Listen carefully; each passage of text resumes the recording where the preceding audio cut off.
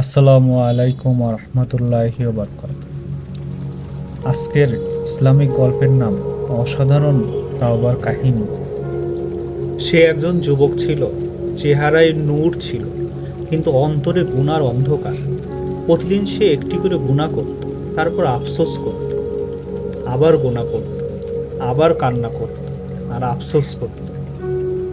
একদিন সে আল্লাহর সামনে সেজদায় পড়ে বলল, হে আল্লাহ, আমি বারবার গুনাহ করি আর বারবার তওবা করি।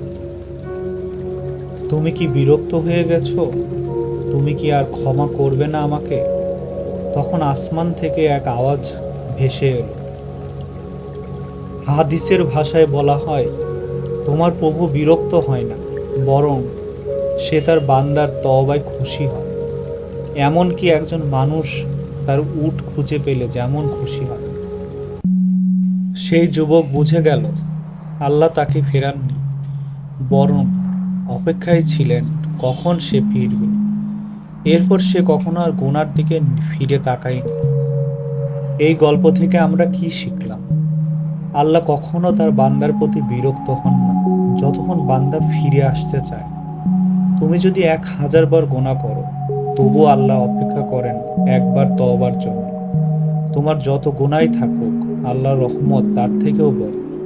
আর দেরি না করে আজই ফিরে আসো তোমার রবের দিকে। তোমার জীবন যতই অন্ধকারে ঢেকে থাকুক, আল্লাহর কাছে ফেরার দরজা এখনো খোলা আছে। কিন্তু জানো তো, এই দরজা একদিন বন্ধ হয়ে যাবে।